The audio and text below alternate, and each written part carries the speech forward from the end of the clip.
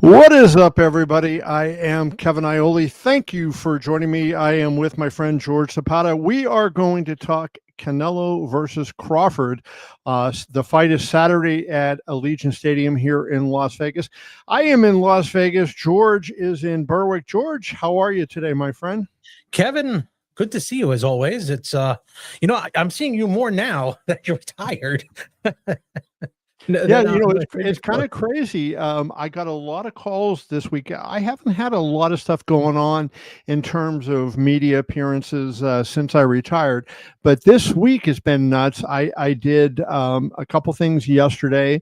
Today I did, I was on this morning with Bostonian in the book. That's going to be on sportsgrid.com. That went really well. I'm doing a thing for MMA Junkie later today. We're going to record that. They're doing a watch along on Saturday. What's up, Jeffrey? And they're doing a watch along Saturday. So they're going to do my little preview during their show sometime. Tonight I'm on a radio station in Houston talking boxing. Tomorrow morning, I start on a radio station in Omaha. I have something, I forget what else, tomorrow afternoon. And then Friday, I'm going to be in studio with Jim Rome here in Las Vegas. And I will be talking Canelo-Crawford with Jim live in person. So in studio? Yeah. He actually has a podcast studio in the Fontainebleau Hotel. So I am going to join him in there, and that should be a lot of fun. I will be on at 1:20 Pacific, 4:20 Eastern on Friday, and we'll do one full segment on the fight. Oh boy, you're asking a lot of the makeup girl if you're going live.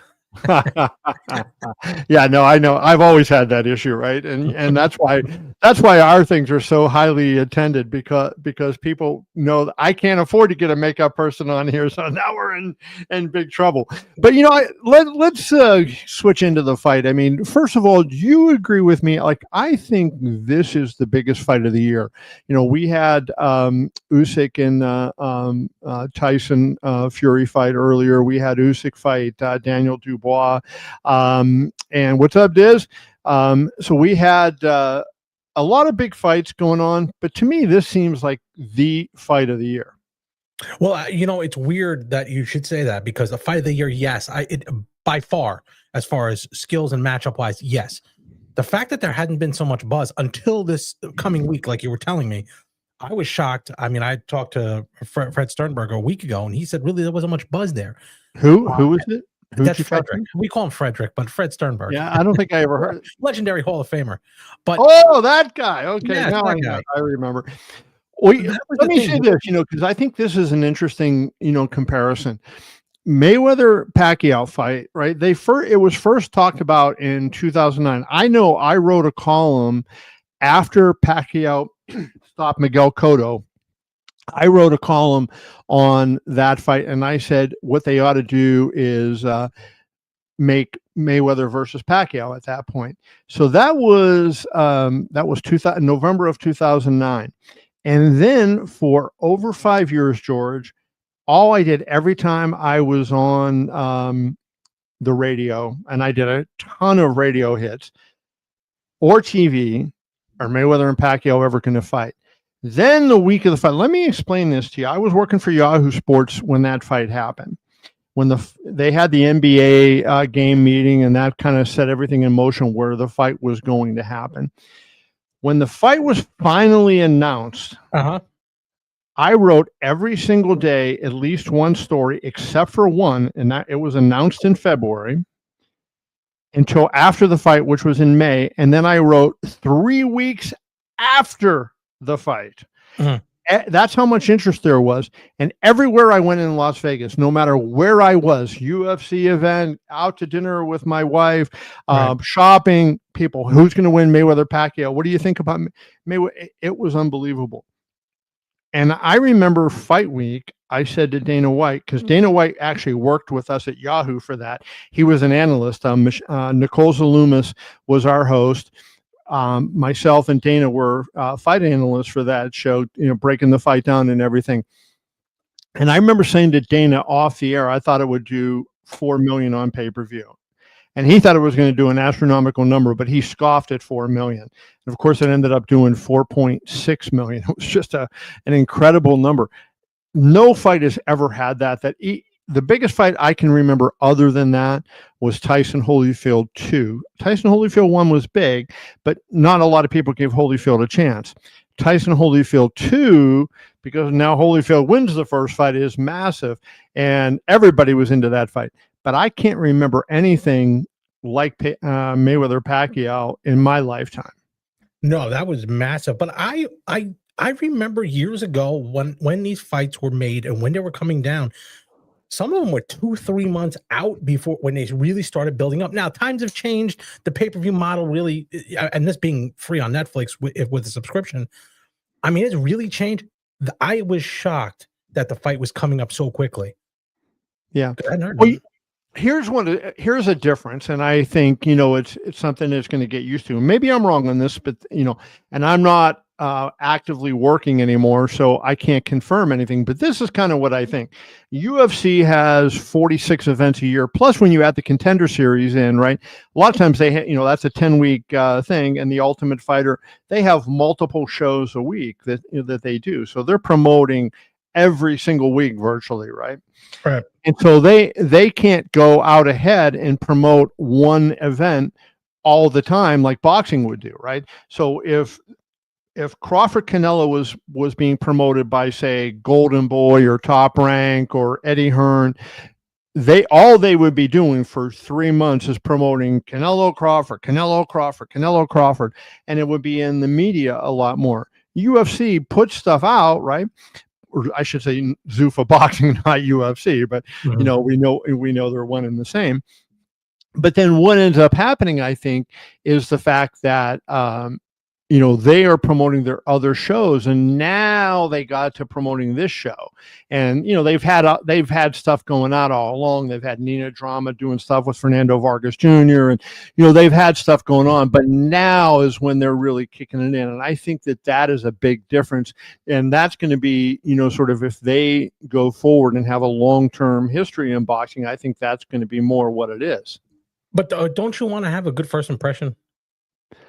I think so. Now this is not their debut. It's not the debut of Zuffa Boxing. This is a test run, I guess. January is supposedly when Zuffa Boxing is going to kick off and come in, and they're going to have their regular shows. And I think we'll get a lot more details this week and maybe after the fight about how they plan to run and how things are going to go. But I think this is kind of like a one-off, but sort of a test. And then, after this, we'll see how they go. Yeah, but Turki Al-Sheikh kind of handed them the biggest fight of the year, in my opinion. Too much on Dana's plate. I think they dropped the ball in the promotion a little bit. Just my opinion. I think there was too much going on. Maybe Turki Al-Sheikh should have taken it over with somebody else. Maybe even bring somebody in, underneath. Well, the ring. Here's the thing, right? I have said, I said this when I was interviewed by Chris Mannix on his podcast, and I've repeated this. I've said it to you on different things you and I did. They need more Dana, less Turki, right? I think that was a big problem. Like, Turki was getting more involved and Dana was getting less involved. And, Dana is the one that is the world-class promoter. But if you go back, and you look since this fight was signed, Ring, which is essentially Turki's, using it to promote the event, right? Ring, we think of it as a journalistic site. And I guess in some ways it still is, but it's really the promotional vehicle for Turki Al-Sheikh for his fights. They've had stuff, right? But they're not the kind of promoters that UFC/Zuffa Boxing is. And UFC and Zuffa Boxing is not hasn't been doing it the same way. So now I think, that's why we're starting to see a lot going on. Well, yeah, I mean, as we look in here, some of the comments here, production of the garbage. Yeah, compared to what it used to be, the production is down for whatever reason, whether it's because it costs too much money, which actually isn't true because production is, a dime a dozen nowadays. But Kevin, on that show. Well, let me respond to that comment, because I think that's. Let's start with DAZN first of all. DAZN, can I say the F word? You can say whatever you want. I can say that word. Sure. DAZN fucking sucks.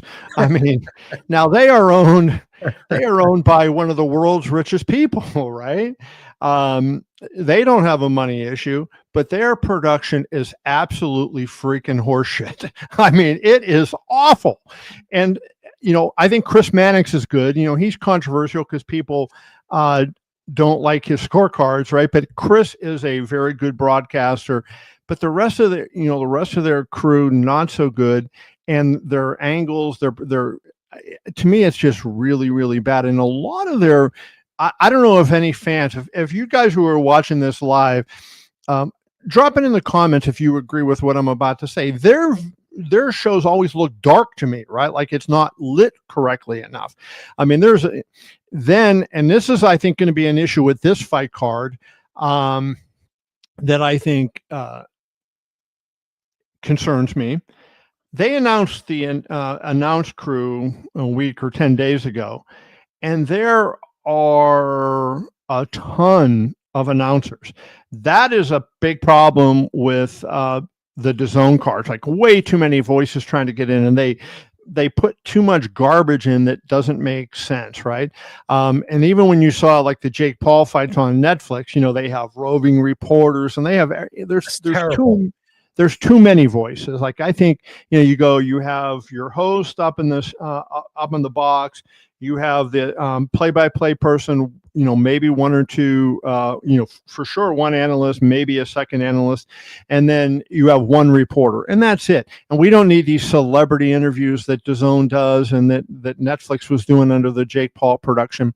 Dana is really good at production. That is one thing. I mean, you look at the UFC's fights and the way they're produced, way better. You know what he produces really well? Power Slap. Power Slap is produced really well. Whether you like the sport or not is a totally different thing, but it's way better production than when you get out of DAZN. And right now, DAZN is the only other alternative. ESPN's out of boxing, right?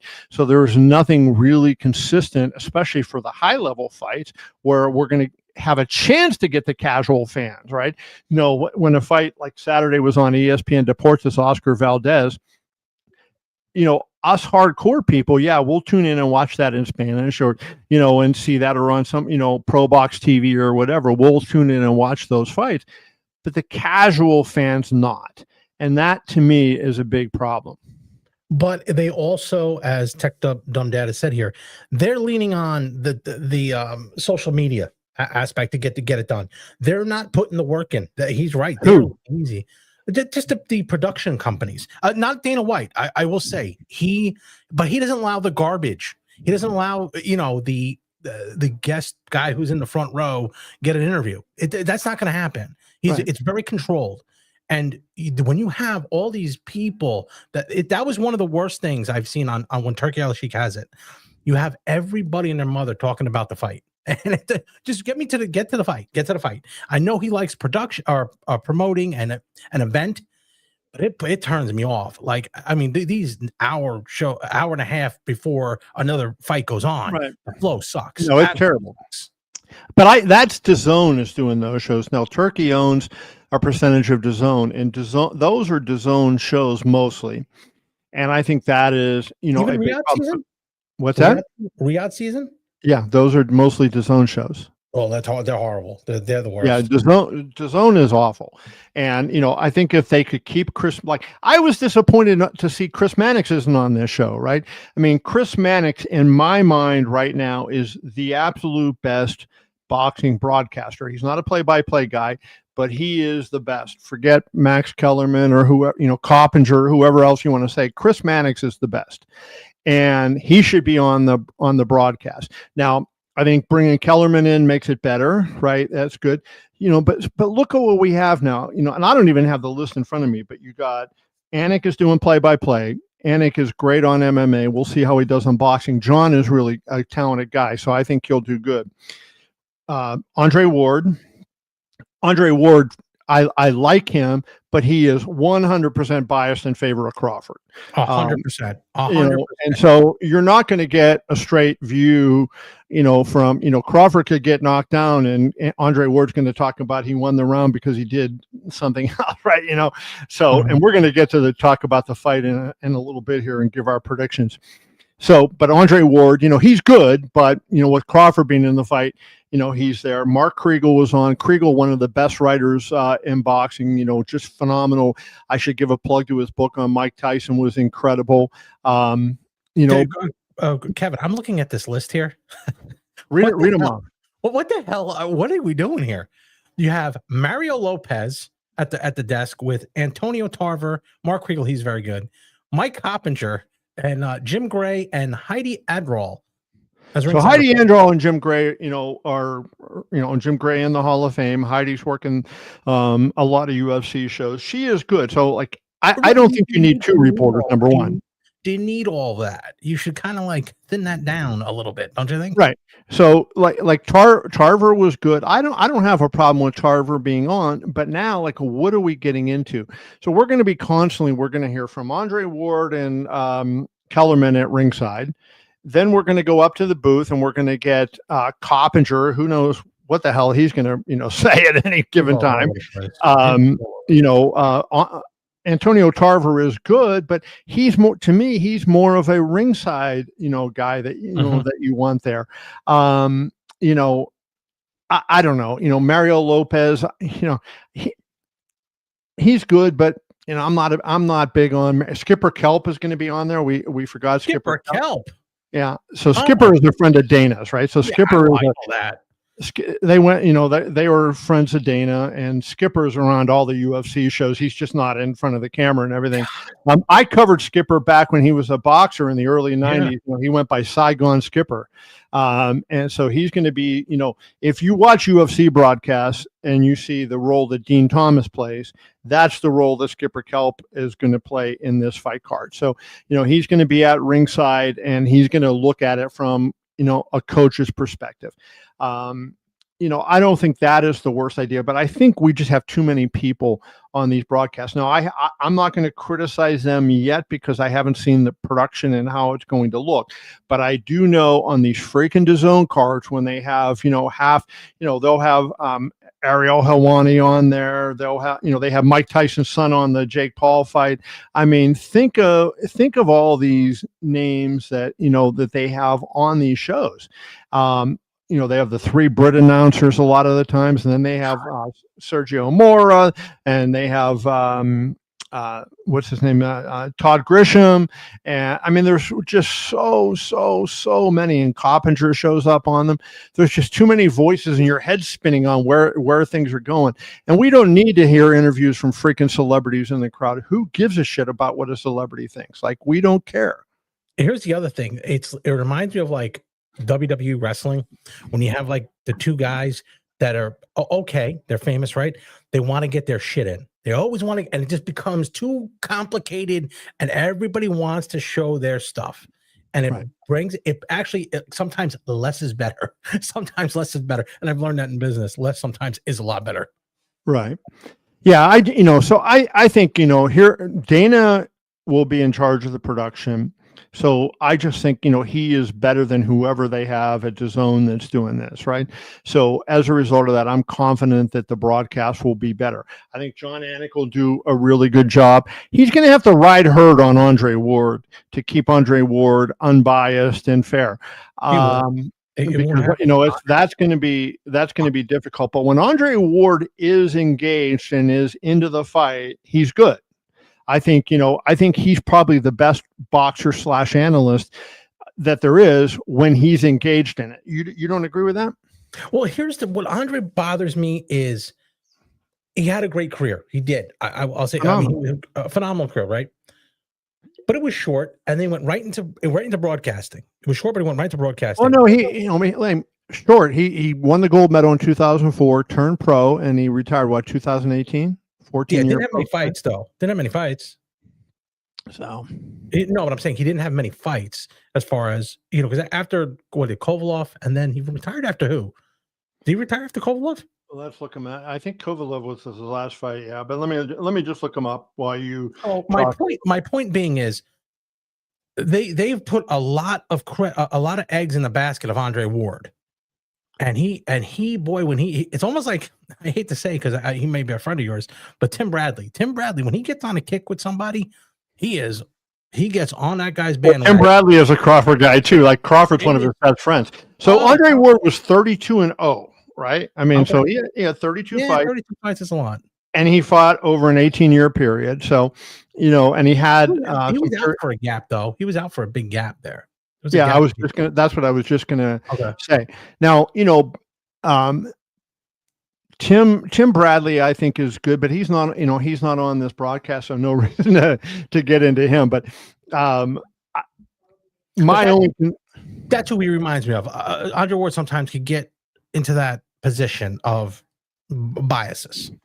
Yeah, no, I think 100% that, and I brought that up earlier. Like, that's the first thing that I said when I mentioned his name. But if we can get Andre engaged and get him giving us what he sees, he has a brilliant mind. Like, his mind is like Floyd Mayweather's for boxing, and he sees things that like not a lot of other people see. I would have loved to have seen Chris Algieri on this show. I think Chris Algieri is really a sharp guy. And, he's not a retread, right? Like, I don't mean this any disrespect to Antonio Tarver, because I have written when I worked at Yahoo that I thought he was a good broadcaster. But, like, let's take it to a new level. Let's change the faces. Let's change the voices, and don't always have the same, like, that's what I was really disappointed on Netflix's production when they did Tyson, right? It was the same, right? That Netflix didn't. It was looked just like a fight that could have been on DAZN, and that's what what to me was a problem. And let me ask you this though, but don't you think you need a broadcast team for that is consistent? Yes, I think that, and I think so. Look, if Turkey Al-Sheikh is in this, he loves Coppinger for some reason, so we're going to get Coppinger on all these shows. And evidently Max now. And so Max, I think, is going to be in. Now, who's going to be the play-by-play guy? It cannot be John Anik. When they go forward long time, it's not going to be John Anik, because John is going to be doing UFC. And I know John loves boxing and he knows boxing, and I think Anik is a talented professional. So I think he'll do a good job calling the fight. But who is going to be their full-time play-by-play boxing announcer? They have to find somebody. And I don't think one of the problems is, that there's not a lot of good play-by-play guys out there. That's why there was so much excitement when Lampley came back, right? When Lampley came back, like, it's been a long time. What was it, 2018 since HBO's last show? So he came back, earlier this year after being off for basically 7 years. And I think he's still good.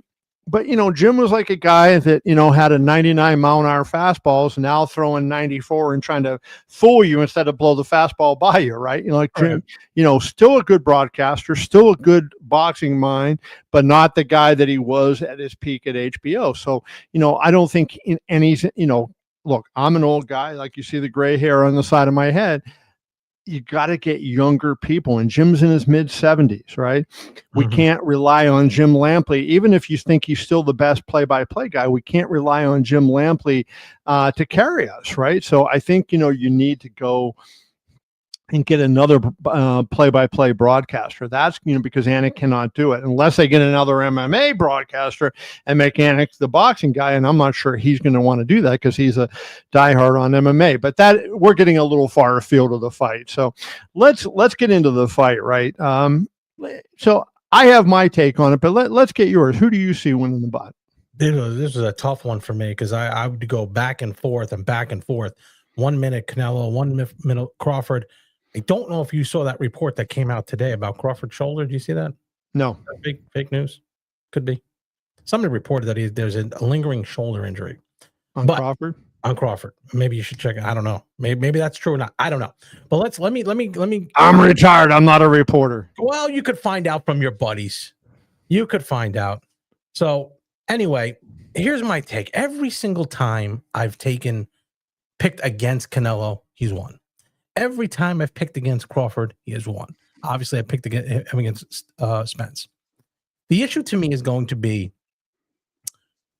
does Canelo ever get old overnight, one night? Just ever get old? A bunch of wars. He's got a granite chin, but can he get caught? Crawford, on the other hand, hasn't been in the wars that Canelo's been in. A little longer. They're both, roughly the same age, right? The 35 and 34. Is that it? Right around there. I don't have the ages in front of me, so go ahead. My point being, this is a tough one to pick. But if I were going to put money down, and if I was a gambler, which I am, I would pick Canelo. And the reason being is because I think at some point he's just bigger and stronger at the end of the day. I don't think he'll be able to move. I don't think Canelo will be able to move that or Crawford. They're putting in the small ring. I do not think he'll be able to move the entire 12 rounds. I don't. Without, I mean, he's going to get hit in the arms and the shoulders, and I think so. Don't get me wrong. Well, I like Crawford in the fight. Let me explain why, and I think you're missing some things here, George. First of all, look at what Crawford. Look at Canelo has done since 2021. His competition level since Bivol, which was early 2022, has dropped significantly, right? He fought Berlanga, who stinks, William Skull, who is nothing, right? I mean, he hasn't fought a lot of good competition. And he hasn't knocked anybody out. He has not finished anybody since 2021. Now, I get it that Crawford is moving up in weight, but of course, if you saw him and saw how he looks, he looks phenomenal with that midsection, and he is a big guy now. He is not a tiny guy. And I think Crawford has so many ways to win this fight. He can do so many different things. And I just think Crawford is going to outbox him. Canelo has one of the all-time great chins. Like Canelo's chin, you look at those Golovkin fights, and he didn't. Gennady hit him with everything, and Canelo just took it. And Gennady is one of the all-time great middleweight punchers. So I don't think Crawford has an option for a knockout. So Crawford's going to have to box and win over 12 period. But I think that that's what he is good at. He's a genius in the ring. He understands pacing. He understands angles. And I think he is going to really just flummox Canelo and outbox him a lot. I think Crawford is going to be quicker. I think Crawford is going to be able to change up when he needs to. The biggest thing that I think in this fight is Crawford has to be careful about not getting caught when he switches. Right. So when he switches from right to left, that is where there's an issue at. Canelo could, time that and boom, catch him. As long as he is careful with that and doesn't let himself get caught, I think he wins a 116, 112 type decision. Here's fun. We're going to go off script. This guy may be the biggest dummy in the comments here. This guy obviously gets it. Shut up, you asshole. Like, what are you talking about? You're just the biggest dummy I've ever seen on comments. Just a total asshole. So I'm going to go off script here. He's this guy who's probably never gotten a ring before. Never, which I have, by the way, asshole. Anyway, the guy's just a dummy. We're giving you our picks. If you don't like it, don't fucking listen, you asshole. I mean, what do you really think, George? No, I mean, no, I'm saying like they come on. Oh, you're going to get hits boxing. No shit. Yeah, I do know. I've been in the ring before, you dummy. So anyway, I think there's get some comments up there so we can respond to some of these comments. I like Crawford by decision. We already know seeing old Canelo carrying Berlanga, not being able to adjust to Skull's movement, refusal to fight Benavidez. Ooh. Yeah, I mean, I think there's a lot to what Commander Van. Put that comment back up. I think there's a lot of to what. Nope, that's the wrong one. Wrong one. My bad. There you go. I think I don't think he carried Berlanga. I don't think he could finish him. Right. You look at it. He had Charlo hurt and he couldn't finish Charlo. Right. I mean, think about what happened in this situation.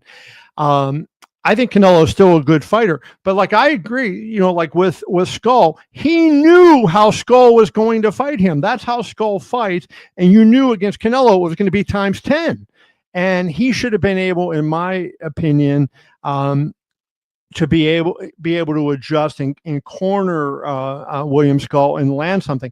But he hardly, Skull fought a shitty fight, and Canelo ripped him, and Skull deserved to be ripped. But guess what? So did Canelo. Canelo fought an unbelievably poor fight. And if that was just, one fight that's out there, and I would say, okay, that is just Canelo. But then you look and he fought Berlanga. Berlanga is garbage, and he should have gotten rid of Berlanga easily, and he did not. Berlanga went all 12 rounds with him. We saw what happened to Berlanga in his last fight, right? Good. Yeah, when somebody who wanted to fight him went out there and fought, he got it. The Charlo fight wasn't good. The Munguia fight was just like okay.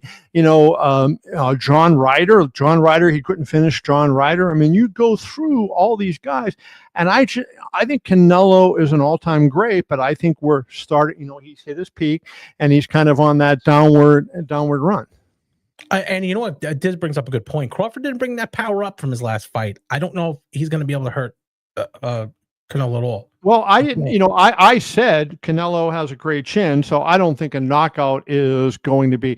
But I think there's a difference. I think there's a motivational factor. Like when, he's fighting Madrimov. Madrimov is a terrific fighter, but Madrimov is not Canelo. And I think, Crawford was coming off the win over Spence, had been off for a year. He sees a guy, Madrimov, how many fights did he have? 9 or 10 fights at the time that they fought.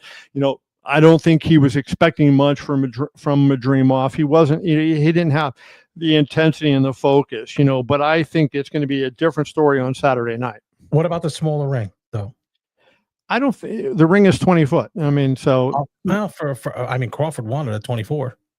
Well, no, 20 foot ring is what's standard in Nevada, and that's what it will be there. So the ring won't have any effect on it.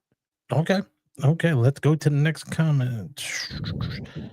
Here we go. Bud is 37. Bud is 37. Ooh. Okay, let me go home 1 second. Here it is right here. This one. Nothing in Crawford's record that says he can beat Canelo. On the contrary, everything Canelo's record says. Well, Gerardo, I mean, look at the last couple fights that Canelo had, right? And now you look at what Crawford's doing and what he has done throughout his career. He's unbeaten for a reason. He was undisputed champion in 2 divisions. I think he is at least as good a boxer as Canelo Alvarez, if not better. He has more ways to win the fight, right? I am not sitting here saying Canelo is going to get skunked and, it's going to be, I think Canelo is a great fighter. He's an all-time great fighter.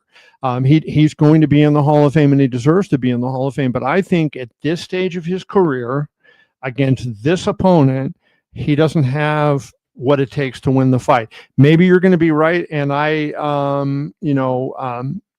say that.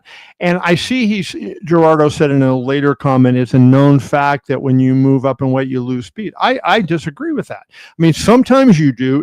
Everybody is different. Crawford is a special athlete. He is not the same as every Tom, Dick, and Harry out there. And if you saw his body, right, and saw how he looks, I don't think Crawford is going to be at a deficit. And even if he is a little bit less than, say, he was when he fought Errol Spence, right? He's fighting a guy, not 147, but 168. Canelo is not going to be that quick, relatively speaking, right? Yeah. He has seen a lot quicker guys.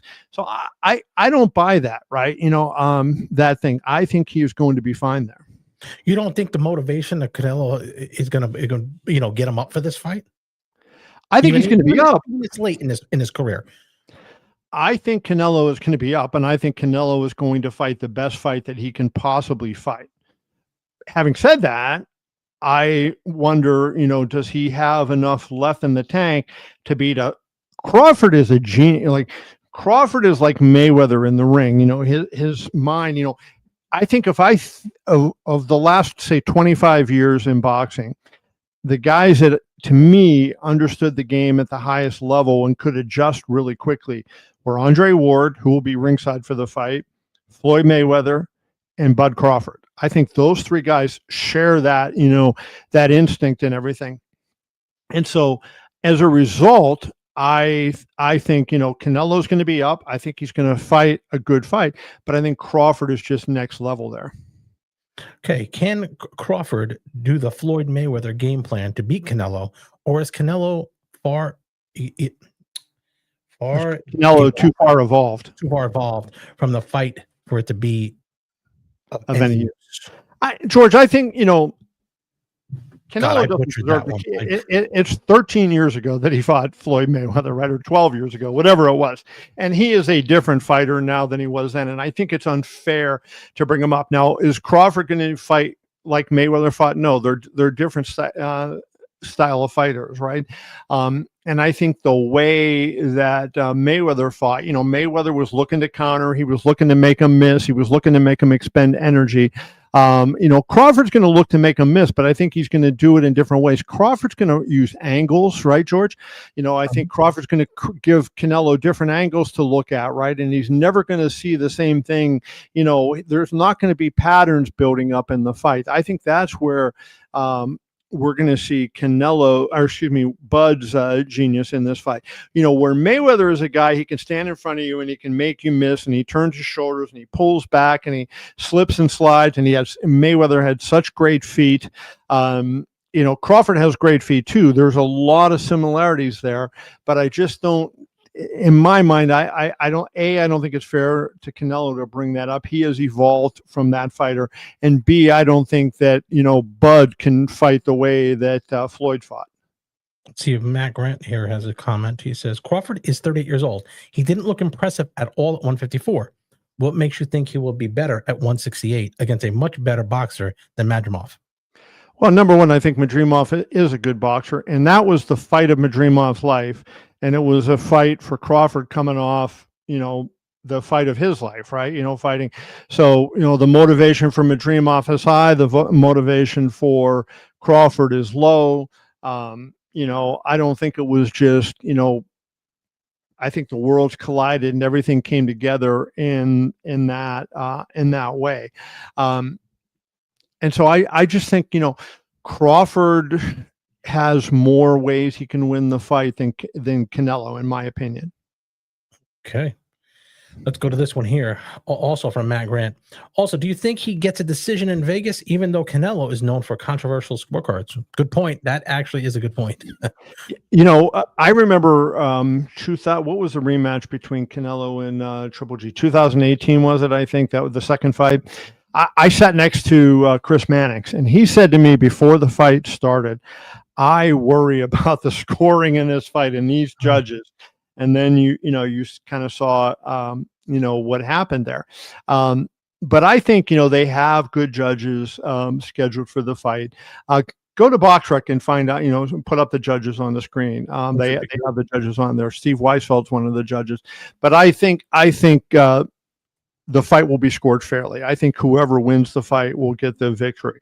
I sure hope so. But, okay, we have Tim Cheatham. He's always pretty good. Tim Cheatham is always pretty good. Tim is a Nevada guy.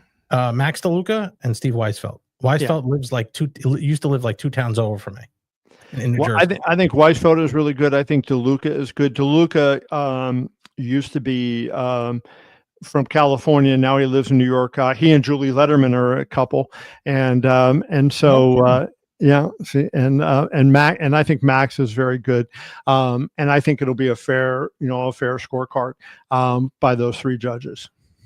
Okay, no CJ Ross is not going to be doing the CJ Ross. Was it CJ Ross? Who was the one? Ross. I know her last name was Ross. Who did Mayweather and CJ Ross? Yeah, jeez. And then Adelaide Berg was the one that had 10-2 Canelo over Gennady Golovkin.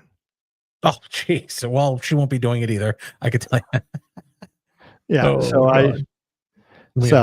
Here. That was that one. There was one more I saw here that I had to get to. Yes, we do have solid depth of the fight. Real quick, Kevin, on the undercard, just real quick, because this fight actually I like. Vargas Jr., Callum Walsh. I like that fight. Anything you have anything? I mean, I get it. I mean, Callum Walsh is a Dana White fighter. He's going to be pushed to the moon.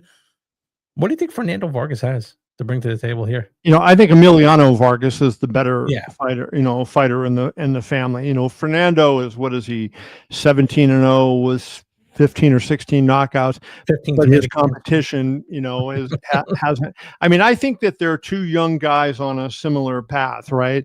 And we're gonna see where they are.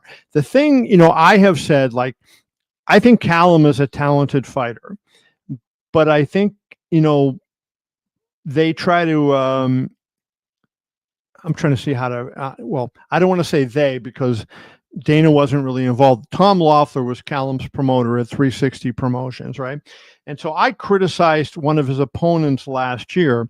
When you looked at the opponent was 19-1. But then when you looked deeper than just the 19-1 record and look at who the opponent fought, and I wrote this in my story, the opponent was, had opponent guys he fought that were like 5-70.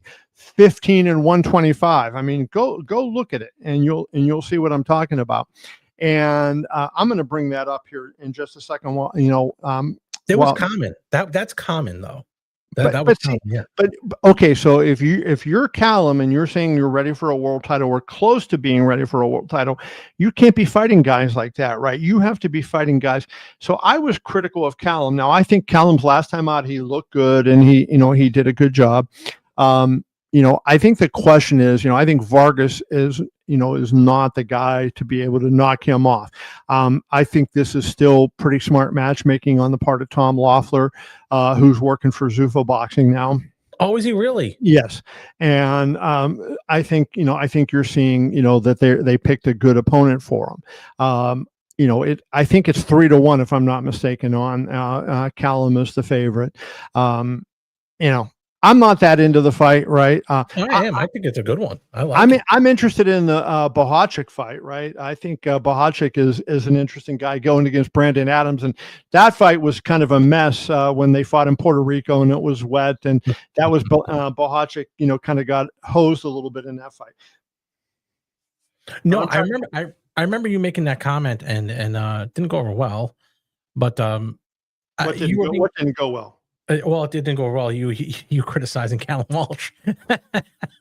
I do. I just, what? I criticize whoever I want to criticize, including that moron that was in the comments before. And I won't criticize people.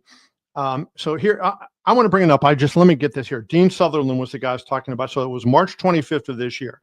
So Dean Sutherland was 19-1 when he fought Callum Walsh, right? So you go, oh, good. So now he's fighting again next week.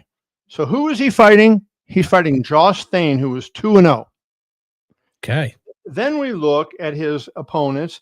He fought Jordan Granum 11, 142 and 5. Fernando Mosquera 6-14. Ramiro Blanco 18, 19 and 3. And there's a lot more here. Is Reggie Strickland on that list? Yeah, Reggie is not out there. At Venus Poplaska 6-26. William Warburton 26, 157 and 10. Ryan Tom 16, 16 and 3. Here's another. He fought Granum multiple times. Kevin McCauley. This would be the kind of record I would have if I was boxing, except I'd have 15 less wins and 12 less draws. 15, 175 and 12. He fought Arvidas Trisno 27, 79 and 3. So when I criticized that opponent, like everybody's saying, oh, what are you criticizing the opponent for? The guy was 19-1. Look who he fought. That's what I was criticizing, right? And then I saw seconds into the fight, the minute that fight started, I saw the way Sutherland reacted. I said, this guy's a bum. Like, he's no good. And now they have the fact that they have him fighting a 2-0 guy. Yeah. That tells you what his management team thinks about him. Well, we used to do it all the time. We had one guy that we fought Reggie Strickland twice. We fought him twice. And Reggie Strickland is legendary for having I think he's like 200 and something. We had a guy over 200 fights. I'm going to pull him up here while we're talking. Go ahead with your story. And then the other guy, if you look up, was Lawrence Brisby. He was another guy, Virginia guy. We used to bring guys out from the street. And it was and they know they're going to lose. They just kind of take it for the cash.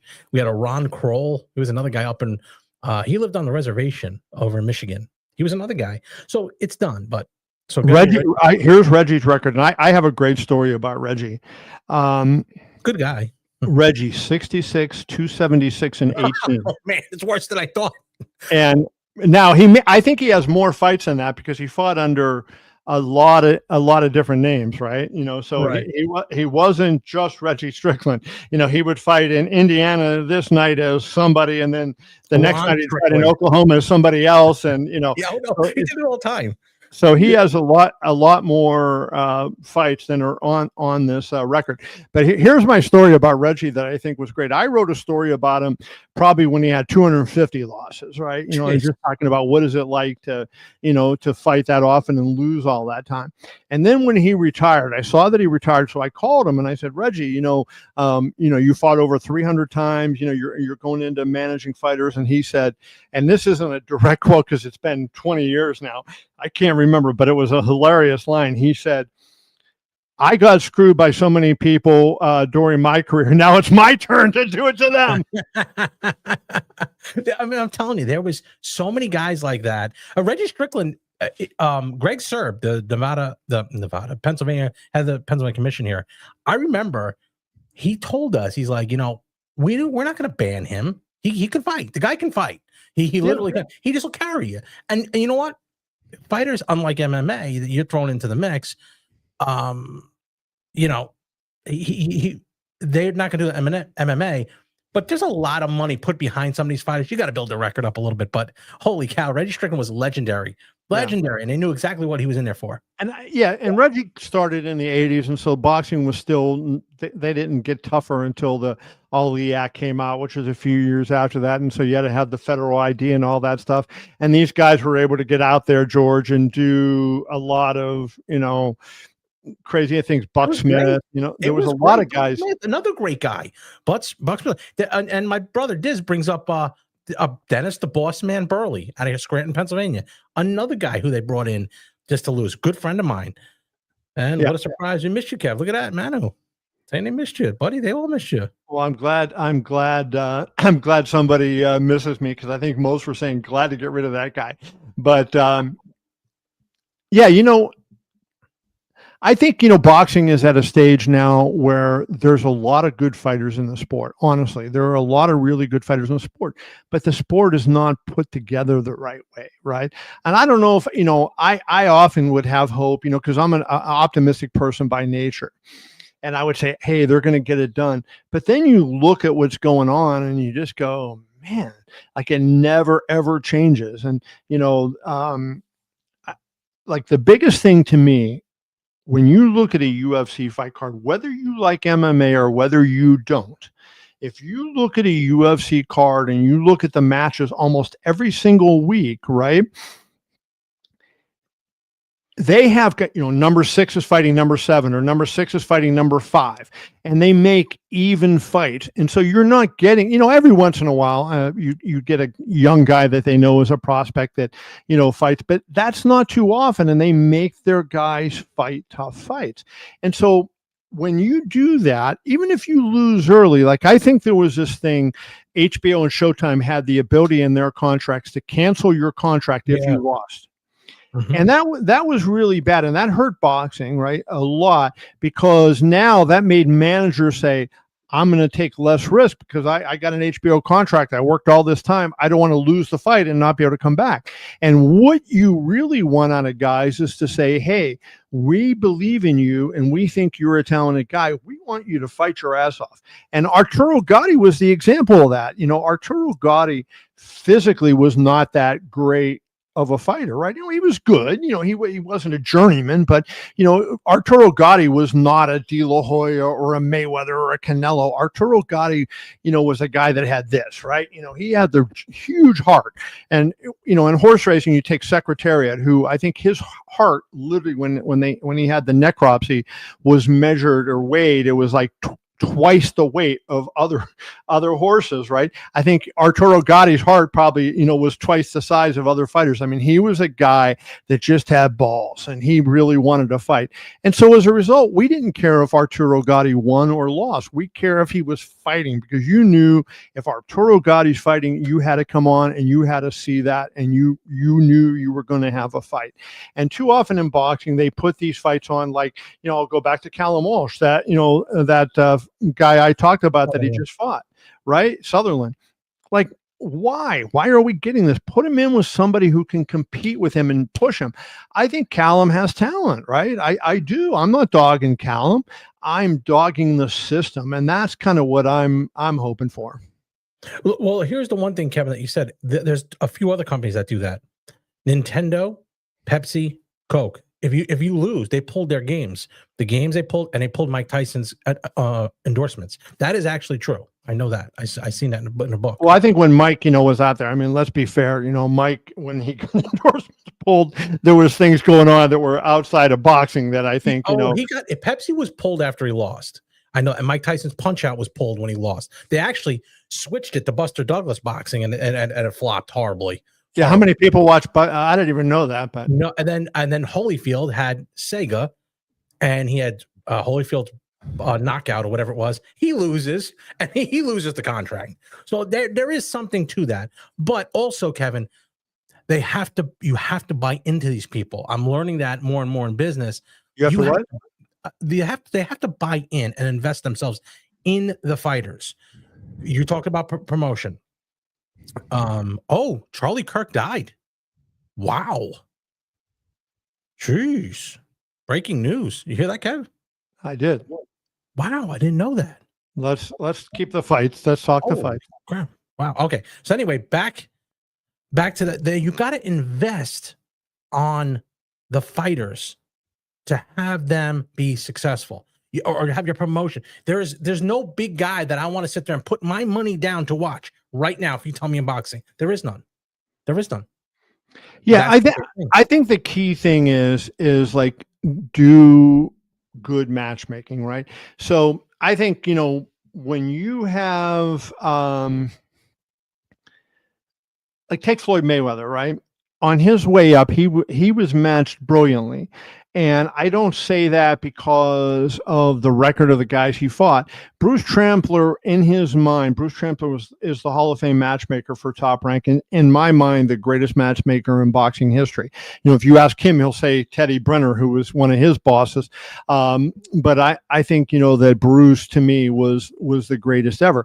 And what he did was he thought ahead, and he said, so he did a couple of different things. He wanted to make sure that Floyd, when he was on the way up, fought guys that were runners. He fought guys that would stand and bang. He fought tall guys. He fought short guys. He fought southpaws. He fought orthodox. He was exposed to all styles on the way up. And I've told this story a number of times, and I think this is something that should be considered and taken into account when you think of it. Diego Corrales was a peer of Floyd Mayweather's, and he was a tall lightweight. He was a 130, then a 135. There was a guy named Tony Pep who had a similar build to Corrales. Trampler put Tony Pep in with Mayweather for the very reason I think Mayweather is going to fight Corrales one day, and I want him to see a big, tall, rangy opponent so that when they actually fight, this isn't the first time he's done it. And so that to me is smart matchmaking, right? So now, you can say, well, Tony Pep didn't have a prayer of winning. Nobody had a prayer of winning basically against Mayweather, but It was good matchmaking because it's helping advance the fighter. And when you're just going out there and you're just beating up bums, right? And, guys that are fighting dudes with 25 and 175 records, you're not learning from that. Floyd Mayweather learned from fighting Tony Pep.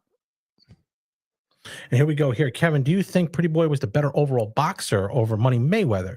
I do. He was still going and getting you if he had or just wanted to, he could knock you out.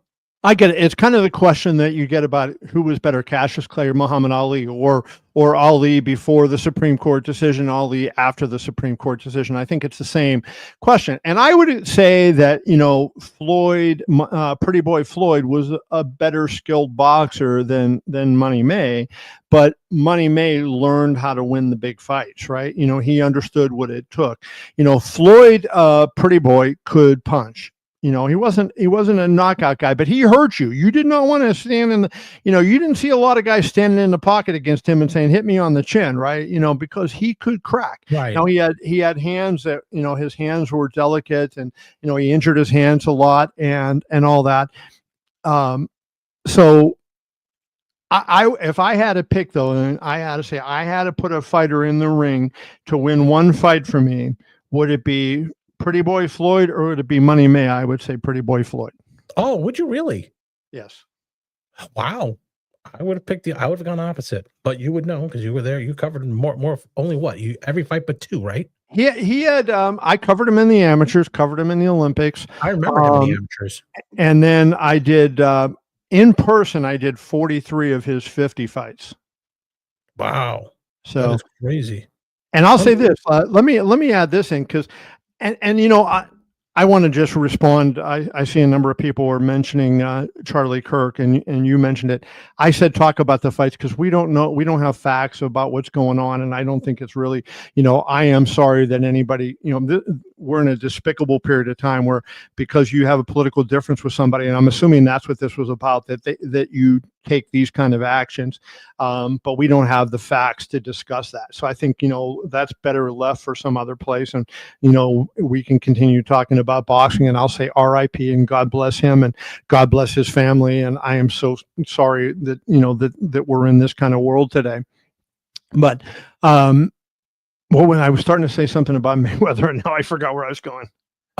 We were saying that when he was Pretty Boy, he could take you out of there, but when he's not, people will say, I know what I was going to say. De La Hoya fought Pernell Whitaker. That was April 1st of 97. So Floyd is a little over a year, maybe not even quite a year as a pro. And I was assigned on that card. I wrote the main event too, but I was assigned to do a story on Floyd. He was fighting on the undercard. I forget what that made his record. While I'm talking, if you can look up on April 1st, 97, he fought on that Whitaker De La Hoya undercard. And what was his opponent's, what was Floyd's record at that point? At any event, I go in the back in the locker room to talk to Floyd after the fight is over. And, he's all fired up about his performance. And I said, who do you want next? And he looks at me like dead serious. He goes, the winner. And I go, the winner of what? And he goes, the winner of the main event. And Floyd was a 130. And he wanted to fight the winner of Whitaker and De La Hoya, which was 147. And that fight was called pound for pound. And they were fighting for not only the championship, the welterweight championship, but fighting for recognition as number one pound for pound, at least according to somebody. I know at that point, I thought Roy Jones was pound for pound best in the world, but that's how that fight was marketed. On that show, Floyd Mayweather got a first-round knockout against Bobby Giepert. Floyd Mayweather at that time didn't give his record here. It didn't say his record was, but it did have him. He fought. I could just go to Boxing Rec. Yeah, just go to and see what his. I think it was like his fifth or sixth fight, because Floyd turned pro in '96. He fought in October, was his pro debut, and Dana White. This is another interesting thing. Dana White was the sponsor of Floyd Mayweather on his first fight. So Dana had some clothing company at the time, and Floyd wore Dana's clothing into the ring. And so, yeah, Dana White but that was at, I believe that fight was at Boulder Station in Las Vegas in October of '96. That was his pro debut. And then he fought a number of times. And then the fight I'm talking about is April of '97 on the Mayweather. I'm sorry? He was 5-0. So he was 5-0, and he's saying, I want, and he wasn't kidding, right? He was ready to fight Pernell Pernell Whitaker or Oscar De La Hoya. That was pretty amazing stuff, right? The craziest thing is Dana was in the clothing business. I forget it was some dog. The brand was named after some dog, and something box and George, do this. Google Sure. Floyd Mayweather Dana White pro debut and see what the sponsorship is, and you'll see that and that's out there. But yeah, Dana sponsored Floyd in his first pro fight.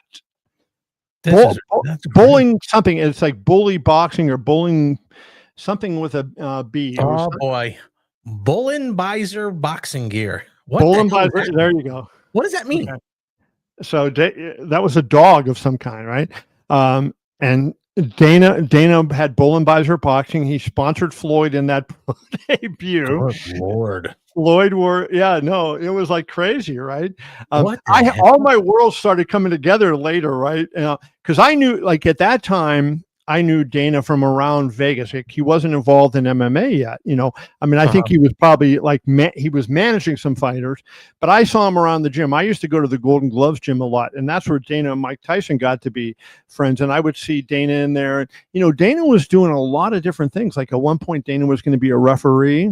Another point, he was going to be a trainer. Another point, he was going to manage fighters. He had a lot. Like Dana always loved boxing. Not for nothing, but he could fight a little bit. Dana could fight. Yep.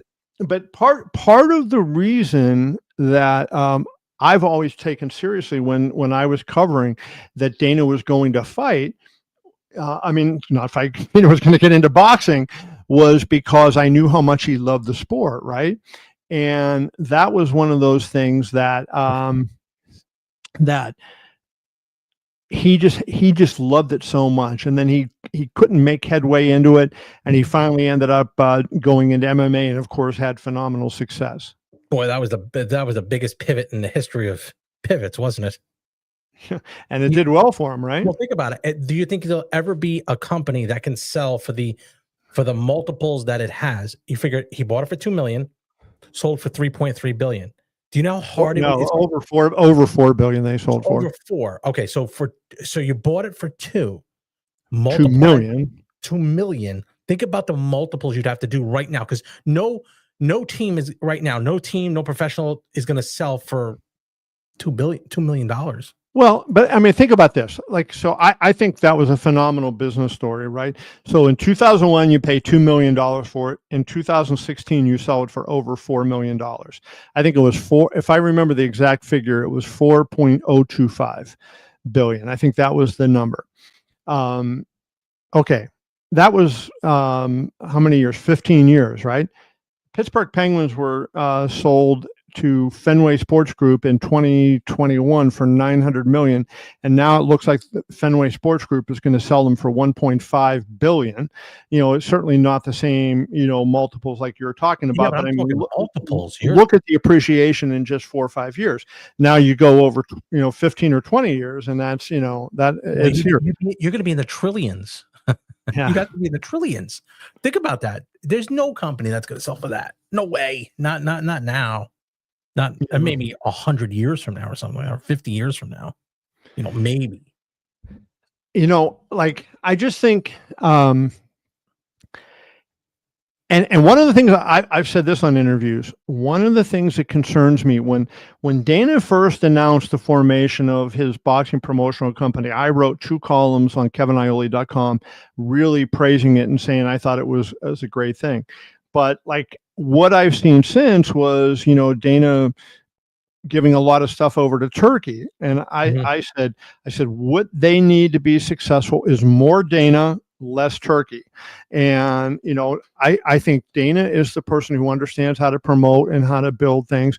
And Turkey does not. Now, Turkey is a guy, he loves boxing. And I think Turkey has a place to play in this. But I think the front man and the guy making the decisions on how to promote and how to position and all that kind of stuff has got to be Dana, not Turkey. The fact that Turkey is retaining such a visible role concerns me a little bit.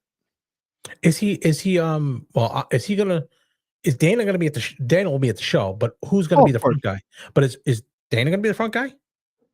Dana's going to be the guy talking. Yes, no doubt about it. I mean, Dana's going to be the guy. Turkey's going to be Now, the one thing that I say that we don't know yet is, I mentioned this is not part of the Zuffa Boxing regular deal that they're going to do with Riyadh season, right? That's going to start. Dana had said last time I talked to him about it, he said that was going to be in January. That may have changed a little bit, right? But let's assume for the sake of argument now it's January. So this is kind of a kickoff, sort of like Canelo did that one extra fight on DAZN when he signed the huge deal with DAZN back in 2018 or 2019 when he moved up and fought that one fight, Rocky Fielding. This for the Zuffa Boxing is kind of that same type of thing. So we'll see how it changes once, now it's actual Zuffa Boxing, fights going on. But I just, I hope that what they do is they show other promoters that it will work if you go out there and you give good fights and you do all these, you treat the sport the right way and you give the fans something for their money. I think they will. Here we're approaching an hour here, Kev. A little bit over. We have one more here on here. It says, love how you guys are putting over combat sports and not burying it. 100%. We appreciate that, Rich. And you know what? Like, I want to say this because, I was highly critical of a lot of things that went on in boxing because, you know why? I freaking love boxing, and I've loved boxing all my life, right? My dad fought in the Army, and when I actually attended in person, George, Sugar Ray Robinson. Mm-hmm. How many people alive today can say they saw Sugar Ray Robinson fight in person? I was like 5 or 6 years old at the time. But my father, Sugar Ray Robinson fought what turned out to be his final fight of his pro career. I was there at that fight with my father, and I saw a Sugar Ray Robinson fight. I became an Ali fan watching on TV as a kid. And you can't see this, but I have Ali there. I have Ali here. Ali Frazier here.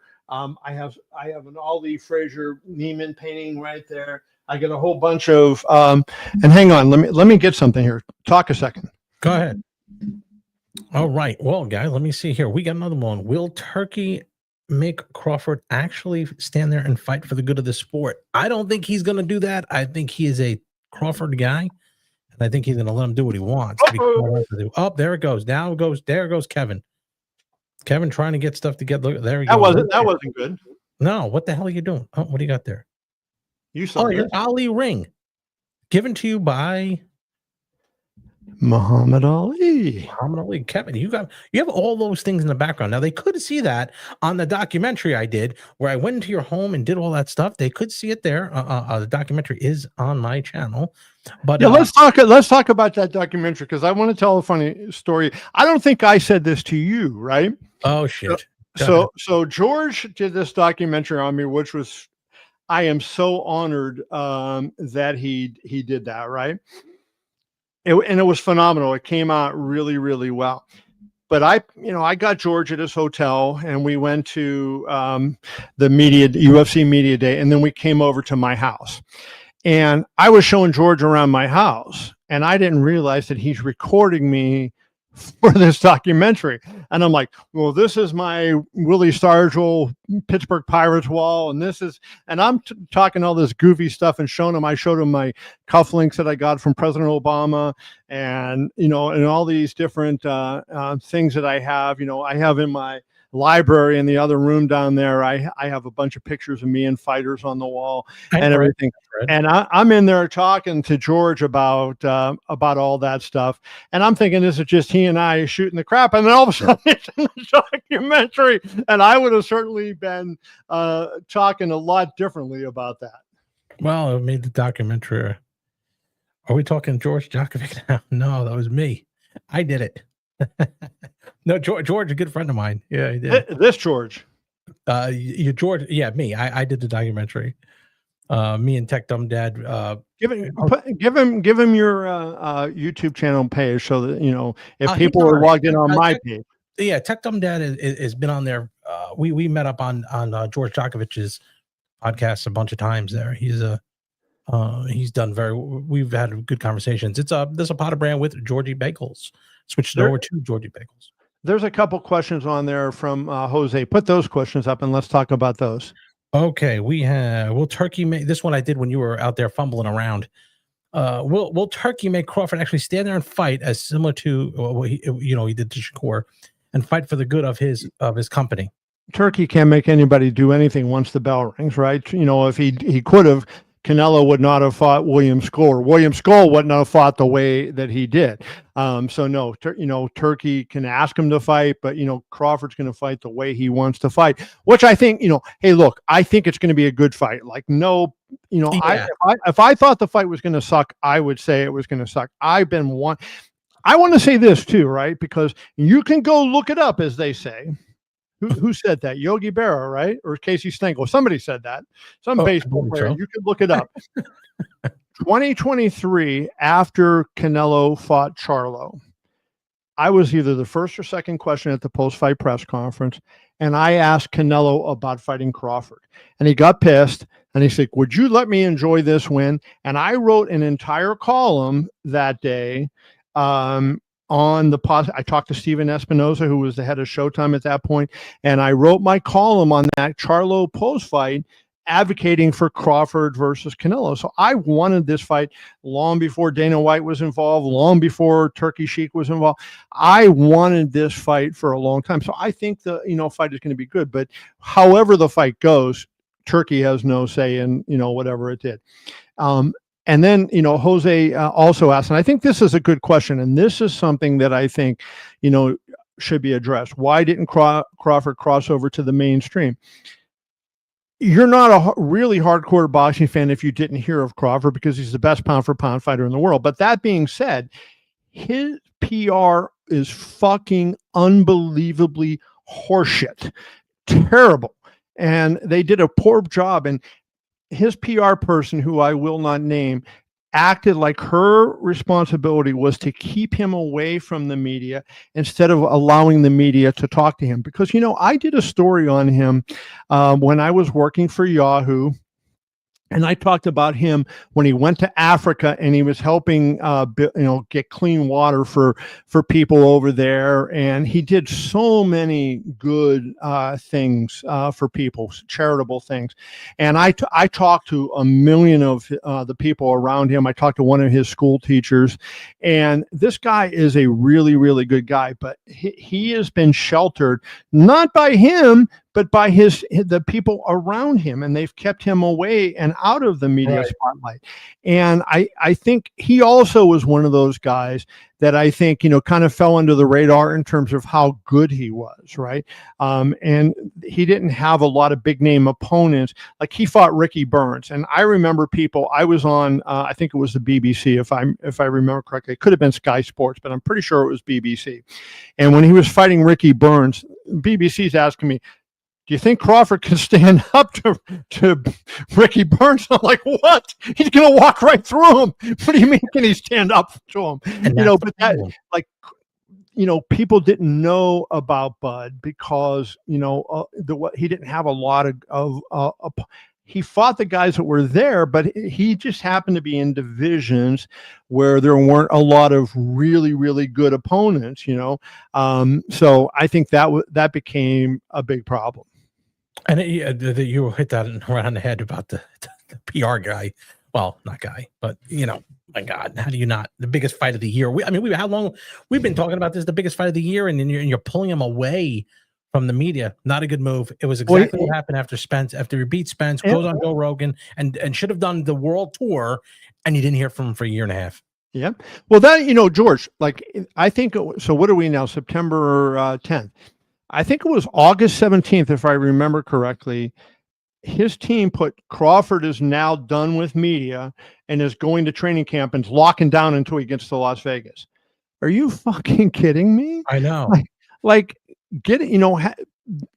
Part of the reason that you're making these 8 and 9 figure paydays is for the very reason to do the media to make the fight as big as possible. And I just do not, I see Commander Vander put his comment up there. I disagree with that. Crawford did want to sell his fight. He's a smart guy. I have talked to Crawford. I have some interviews on my YouTube channel with Crawford, and he was really good. He is a smart guy. And there's an interview with him I did in LA at the Yahoo Sports Studios that was also really good. You know, he is a smart dude. I remember talking to him about when Nipsey Hussle died, and you know, Crawford and Nipsey Hussle had a relationship. But you know, he didn't. He's not a guy that suffers fools gladly, right? And he did. You know, he would get asked, "Who do you want to fight next? What do you think of your opponent?" But if you ask him something a little bit different, he is actually a smart guy. And I would recommend Mark Kriegel's story. Search for Terrence Crawford, Mark Kriegel, and Miss Deborah. Miss Deborah is his mother. And Kriegel did a phenomenal story on Terrence, and it's really worth reading because you get to know who he is. And he refers to his mother as Miss Deborah. That was on ESPN.com. Just search for that, and you will really appreciate that. ESPNfrontrow.com. It's on there. You'll really appreciate that story. So Crawford did, Commander Vander, you know, do it, but part of it was he wasn't allowed to always do the interviews. What was his it was Dan Rafael and I both in the Madrimov fight were denied by his PR person to talk to him. I covered the freaking guy's whole career.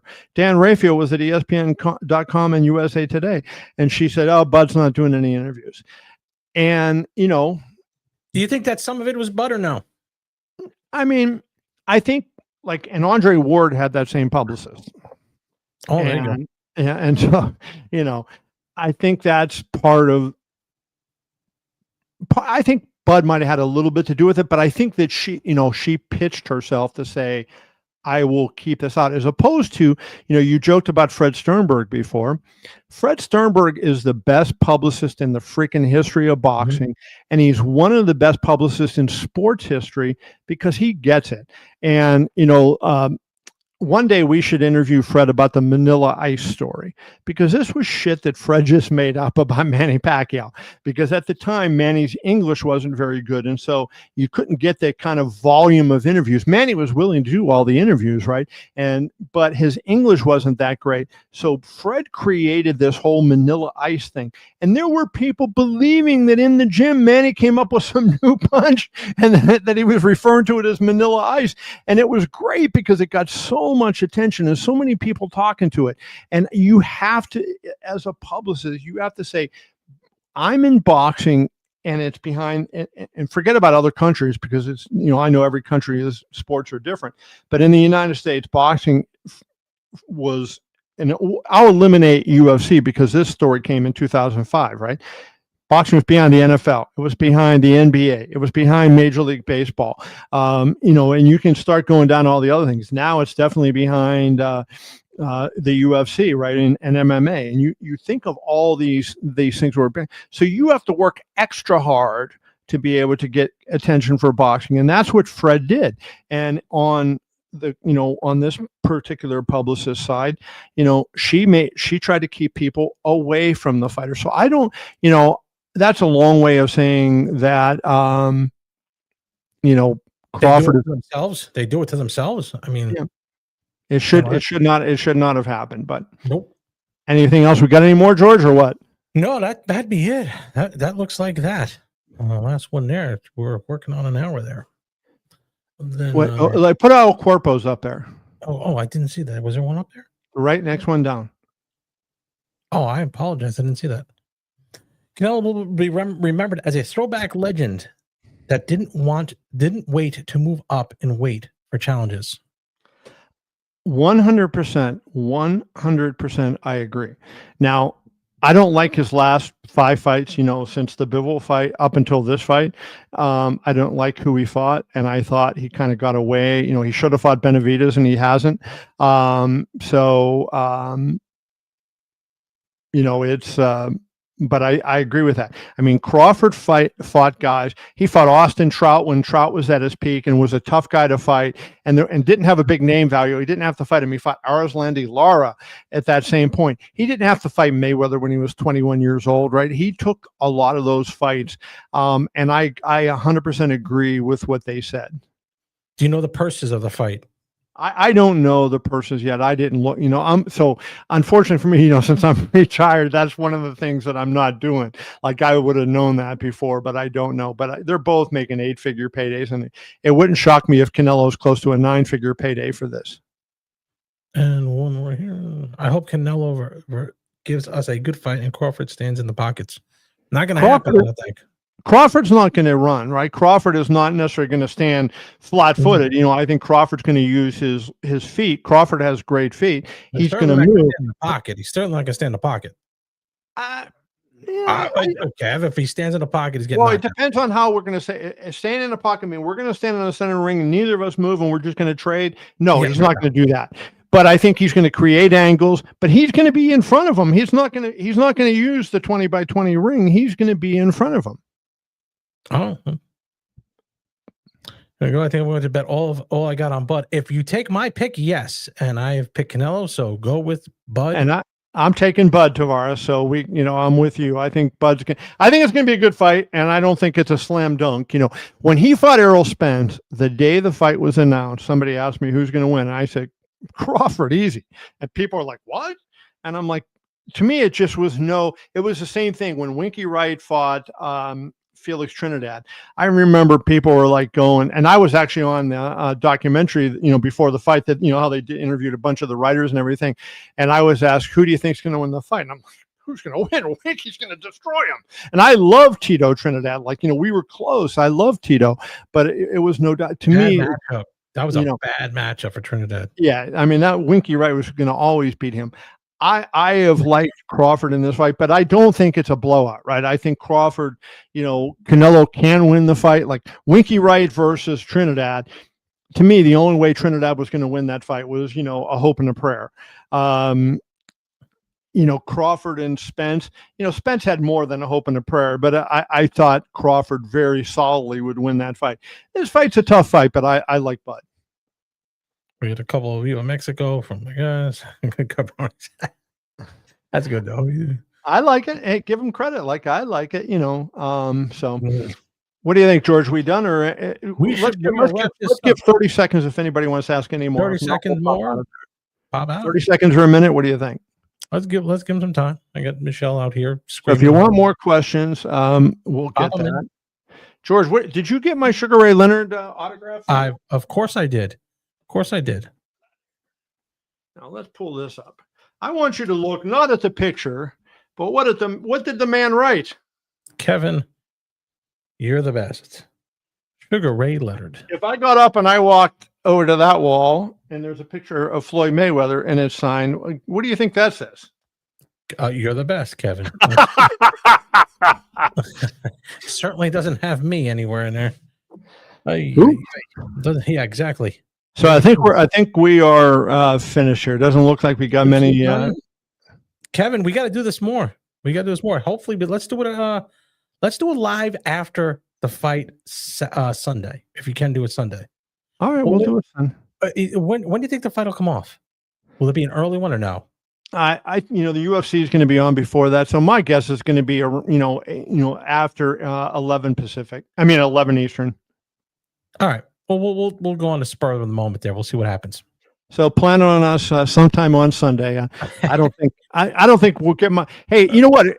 We could if anybody, whoever's left on here right now, give us a thumbs up if we did a live after the fight and we talked about the fight, got your opinions and everything. Would you join up? So if you would join up on Saturday night, George, is that too late for you? Can you do it that late? I can do whatever. Yeah, but you got to work. I know, and you got Coach Diz that's going to keep you busy. We'll see what happens. Maybe I'll see if Jersey Joe will do it. Jersey. All right, Kev, let's wrap this up, buddy. I will call you over the weekend. All right, man. Good to talk to you. Thanks, George. All right, buddy.